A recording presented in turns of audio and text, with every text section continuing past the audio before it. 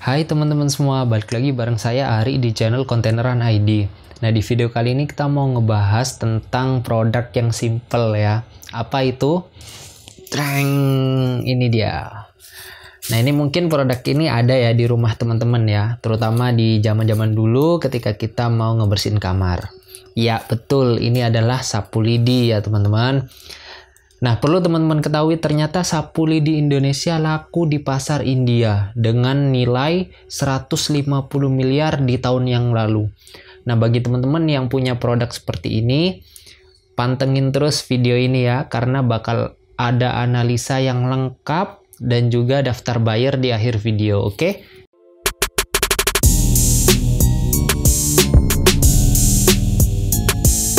Nah, sebelum kita masuk ke inti videonya, saya ingin berterima kasih kepada Kepala ITPC Chennai, India yang telah memberikan laporan market intelligence ini. Kami dari pihak Kontaineran ID dan juga tim, kami hanya membantu memvisualisasikan dan menceritakan kembali, merangkum juga apa yang menjadi laporan dari tim ITPC Chennai, India. Sekali lagi terima kasih. Oke, kita masuk ke videonya. Sapu lidi atau sapu ijuk terdiri dari serat keras atau kaku yang terbuat dari ranting daun pohon palma. Nah, biasanya yang terkenal untuk membuat sapu ijuk atau sapu lidi ini adalah dari pohon kelapa, kemudian sawit, dan juga nipah. Dengan panjang kira-kira 90 cm sampai 130 cm. Negara India terletak di benua Asia dengan populasi terbesar kedua di dunia, sebanyak 1,3 miliar penduduk. Dan lebih dari 250 juta rumah tangga membutuhkan alat pembersih seperti sapu lidi ini. Dengan konsumsi setiap tahunnya per rumah tangga adalah 3 batang. Nah, teman-teman bisa bayangin kalau misal dalam satu rumah tangga mengkonsumsi 3 batang dalam 1 tahun, maka total yang dibutuhkan adalah 750 juta batang. Ini merupakan volume yang sangat besar ya teman-teman, dan bisa dijadikan target pasar atau target market dari produk Indonesia sendiri. Nah, sapu tradisional di India biasa dikenal dengan jaru atau jadu atau buari. Sapu selain menjadi alat yang tak terpisahkan dari penggunaan sehari-hari, sapu juga memiliki makna religius di India, di mana sapu dianggap sebagai utilitas suci dari rumah tangga di India, di mana di setiap pedesaan biasanya sebelum fajar menyingsing, ibu rumah tangga selalu membersihkan beranda rumahnya menggunakan sapu ini. Disebut dengan nama jadu atau buari atau yang lain-lain, itu dianggap feminim dan sering dikaitkan dengan dewi kekayaan atau goddess of wealth. Banyak hal telah disebutkan dalam astrologi tentang sapu. Sapu dianggap sebagai simbol Ibu Laksmi dalam agama Hindu. Penting untuk memperhatikan beberapa poin atau beberapa pertanda dan pengecualian yang terkait dengan sapu ini di kehidupan kita. Banyak hal yang berkaitan dengan sapu yang disebutkan dalam Vastu. Nah, apa itu Vastu Sastra? Vastu Sastra adalah arsitektur Veda India kuno yang meletakkan pedoman pada konstruksi bangunan sedemikian rupa sehingga selaras dengan lingkungan dan alam. Menurut Vastu, kita tidak boleh menyentuh sapu dengan berjalan kaki.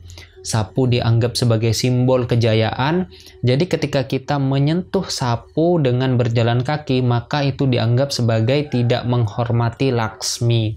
Dalam Jainisme, Dewi Shitala yang dipuja dalam agama Hindu dan Buddha dan beberapa suku memegang sapu di tangan kanannya.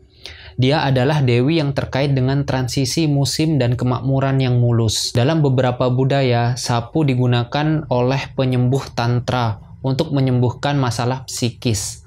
Oke, setelah kita membahas gambaran umum produk sapu dan bagaimana budaya sapu di India, nah kita masuk ke komoditi dan negara pesaingnya ya. Yang pertama adalah tren produk sapu di pasar India. Sapu merupakan utilitas penting sebagai alat pembersih, baik di kantor, di rumah, dan di tempat-tempat umum. Nah, sebagian besar konsumen di India membeli sapu pada saat hari-hari khusus biasanya. Yang pertama adalah The Krishna Paksa. Krishna Paksa adalah istilah yang digunakan dalam kalender lunar Hindu untuk merujuk pada 2 minggu kedua bulan lunar. Nah, yang kedua adalah Dipawali atau Diwali. Nah, Dipawali atau Diwali sendiri adalah festival cahaya yang melambangkan kemenangan, kebenaran, dan pengangkatan kegelapan spiritual.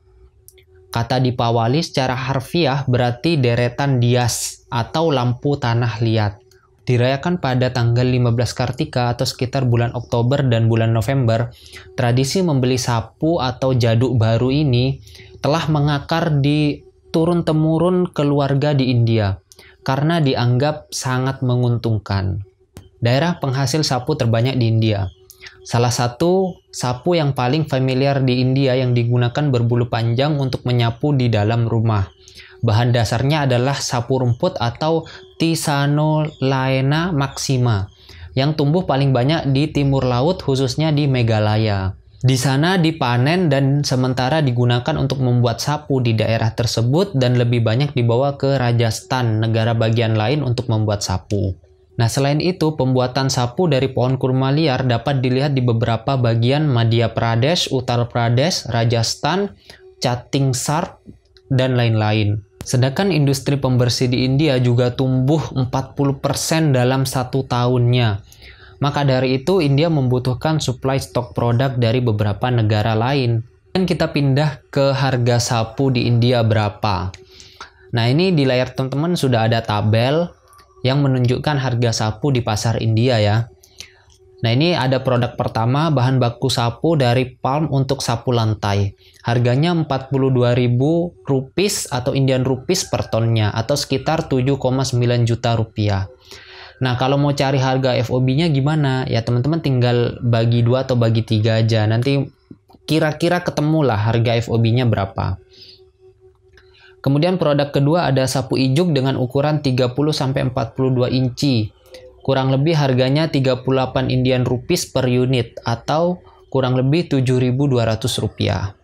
Di bawahnya ada sapu nipah ukuran panjang 45-65 inci, berat 500 gram di pasar tradisional. Harganya 36 Indian rupees per unit atau sekitar 6.800 rupiah. Di produk selanjutnya ada sapu nipah ukuran 48 inch, berat 300-400 gram, pasar tradisional. Kurang lebih harganya 162 Indian rupees atau sekitar 30.700 rupiah. Nah, ini ada produk terakhir, produknya sapu bermerek dengan merek Monyet 555 dengan harga 200 Indian rupees per unit atau sekitar 37.900 rupiah.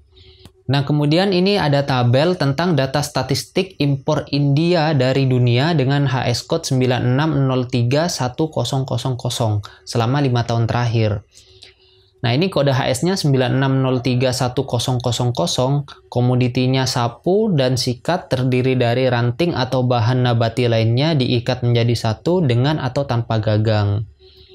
Nah, ini dalam juta US dollar ya teman-teman. Di 2016 India mengimpor 3,8 juta US dollar, 2017 4,8 juta US dollar, 2018 5,1 US dollar, 5,1 juta US dollar, 2019 3,99 US dollar, juta US dollar.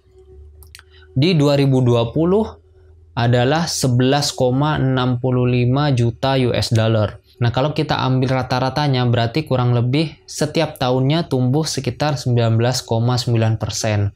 Nah, ini jadi kesempatan yang bagus bagi teman-teman yang punya produk atau berniat untuk menjual sapu dan memperkenalkan lidi sapu ini ke pasar India. Apalagi ditambah dengan situasi COVID saat ini, jadi banyak orang seperti di Indonesia berada di rumah. Jadi semakin sering untuk membersihkan rumahnya menggunakan sapu, sapunya sering dipakai sehingga bisa cepat rusak dan juga cepat beli lagi ya teman-teman. Nah, ini bisa juga nambah kuantiti lagi nantinya. Nah, ini ada tabel ketiga di mana ini merupakan data statistik India mengimpor produk sapu dengan HS code 96031000 dari Indonesia selama 5 tahun terakhir. Nah, ini tabelnya dalam juta US dollar ya teman-teman. Jadi kode HS-nya 96031000, sapu dan sikat terdiri dari ranting atau bahan nabati lainnya diikat menjadi satu dengan atau tanpa gagang. Nah, pada 2016 India impor dari Indonesia sebesar 900.000 US dollar atau 0,9 juta dolar. Nah, di 2017 naik signifikan menjadi 2 juta US dollar. Di 2018 naik lagi menjadi 3,6 juta US dollar. Namun pada tahun 2019 impor dari India turun nih menjadi 2,8 juta US dollar. Entah apa yang menyebabkan ini turun, kita nanti analisa ya.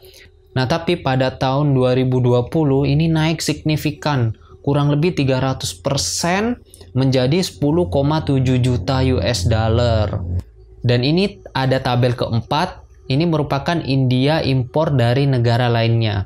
Dan ini juga sebagai pesaing kita ya teman-teman, pesaing Indonesia untuk supply produk sapu lidi atau sapu dengan gagang atau tanpa gagang tadi. Nah, ini ada yang pertama Indonesia tentunya, kedua Myanmar, ketiga China, keempat Singapura, 5 Nepal, keenam Sri Lanka. Jadi ini harus diwaspadai ya teman-teman, jangan sampai kita kalah ke negara-negara lain. Kita harus tetap menjaga kualitas sebaik mungkin dan juga menjaga harga agar tetap affordable. Oke, kita masuk ke saluran distribusi produk sapu di pasar India ya teman-teman.